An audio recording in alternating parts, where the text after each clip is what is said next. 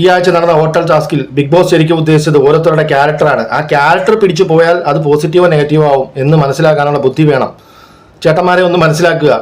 Big boss എന്ന reality show ലൈവായിട്ട് കാണുന്ന വളരെ തുച്ഛമായ ശതമാനം ആൾക്കാരാണ്. ബഹുഭൂരിപക്ഷം ആൾക്കാരും എപ്പിസോഡും റീൽസിലുമാണ് ആശ്രയിക്കുന്നത്. ബിഗ് ബോസിനറിയാം ഓരോരുത്തരും എങ്ങനെ ഏതെല്ലാം രീതിയിൽ പെർഫോം ചെയ്യുമെന്ന്. അതിനനുസരിച്ചാണ് ആദില എന്ന പെൺകുട്ടിയെ ആ ഒരു അഹങ്കാരിയായിട്ടുള്ള മുതലാളിയുടെ മോളായിട്ടും ആര്യനെ അഹങ്കാരിയായിട്ടുള്ള കാശ് തട്ടുന്ന ഒരാളായിട്ടും ഓരോരുത്തർക്കും ഈ പറഞ്ഞ അനുമോൾക്ക് ഹൗസിലെ സ്റ്റാഫുകളുടെ പ്രശ്നങ്ങൾ പരിഹരിക്കുന്ന ഒരു മാനേജറായിട്ടും, എന്നാൽ ലക്ഷ്മിക്ക് വളരെ ബോൾഡായിട്ടുള്ള തന്നിഷ്ടക്കാരിയായിട്ടുള്ള ഒരു ജനറൽ മാനേജർ കൊടുത്തത് കാരണം ലക്ഷ്മിയുടെ ക്യാരക്ടറും അനുമോളുടെ ക്യാരക്ടറും അതുപോലെ ഓരോരുത്തരെ ക്യാരക്ടർ പിടിച്ചു.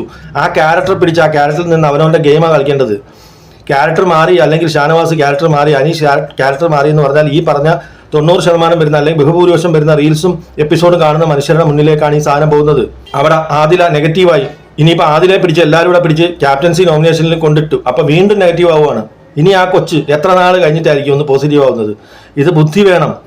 ഇത് ഓരോരുത്തരുടെ ക്യാരക്ടർ പിടിച്ചു തന്നെ കളിക്കുവാണെങ്കിൽ വല്ല നാടകമോ സിനിമയോ സീരിയലോ കണ്ടൂടെ? ആ ക്യാരക്ടർ അഭിനയിച്ചാൽ പോലെ. അല്ലെങ്കിൽ ബിഗ് ബോസിൽ 2-3 മിനിറ്റൊക്കെ മാത്രം അവതരിപ്പിക്കുന്ന ചെറിയ മിനി സ്കിറ്റൊക്കെ ഉണ്ടല്ലോ, അങ്ങനെയുള്ള കാര്യത്തിൽ ക്യാരക്ടർ പിടിക്കാം. അല്ലാണ്ട് ക്യാരക്ടർ പിടിച്ച ക്യാരക്ടർ തന്നെ അഭിനയിക്കുന്ന മണ്ടത്തരമാണെന്ന് മനസ്സിലാക്കാനുള്ള ബുദ്ധി ഈ പാവം ആദിലെ കൊച്ചിന് ഇല്ലാതായിപ്പോയി. പക്ഷേ അനീഷിനും ഷാനവാസിനും അതുണ്ട്. അത് നിങ്ങൾ മനസ്സിലാക്കുക. റിയാസിനെ പോലുള്ള ഒരു മരമണ്ടം വന്ന് അയാൾ വേറൊരു കാര്യമുണ്ട്, റിയാസിന്റെ ക്യാരക്ടർ അതാണെന്ന് അറിഞ്ഞുകൊണ്ട് തന്നെയാണ് ബിഗ് ബോസ് റിയാസിനെ അവിടെ കൊണ്ടിട്ടത്. കാരണം അയാളുടെ ക്യാരക്ടർ അതാണ്. പിന്നെ ബിഗ് ബോസ് ചില കളികളും കളിച്ചാണ്. ഈ പറഞ്ഞ വലിച്ചു വാരിയിടാനൊക്കെ പറഞ്ഞില്ലേ, അത് ചിലപ്പോൾ ബിഗ് ബോസ് പറഞ്ഞതായിരിക്കാം, ഞാൻ ഊഹിക്കുകയാണ്. അപ്പൊ ഇത് അയാളെ കൊണ്ട് തന്നെ ചെയ്യിക്കുന്നത് എന്തിനാണ്? അയാൾ ആ സ്വഭാവമാണ്, ആ ഓരോരുത്തരുടെ സ്വഭാവമാണ് അവിടെ കണ്ടത്. അത് കൂടുതൽ എക്സ്പോസ് ആക്കാൻ വേണ്ടി മാത്രമാണ് ബിഗ് ബോസ് ഇത് കളിക്കുന്നത്. ഇത് മനസ്സിലാക്കുക.